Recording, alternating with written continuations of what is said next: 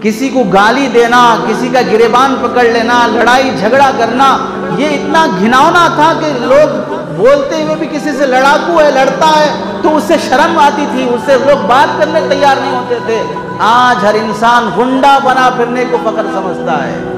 اللہ کے نبی فرماتے ہیں انسان مرنے سے پہلے ایسے بڑے گناہ، جن گناہوں کو لے کر اللہ کی بارگاہ میں حاضر ہوتا ہے تو اللہ اس سے سخت ناراض ہوتے ہیں، ان میں سے گناہ کسی کو ناحق قتل کر دینا ہے۔ اور ایک حدیث میں اللہ کے نبی نے فرمایا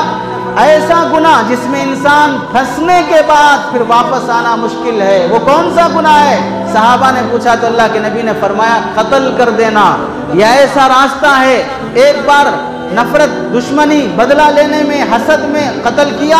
اس کے بعد پھر آدمی کو تھوڑی ہمت بنی، سماج میں واپس آنے کے بجائے اپنے جیسے قاتلوں کے گروپ کو تلاش کرتا ہے، اس گینگ میں شامل ہوتا ہے اور اس گینگ کا حصہ بن کر دو چار کو اور قتل کرتا ہے، پھر وہ بڑی گینگ کا لیڈر بن جاتا ہے، پھر وہ سیاسی لوگوں کا چمچہ بن جاتا ہے، پھر وہ بڑا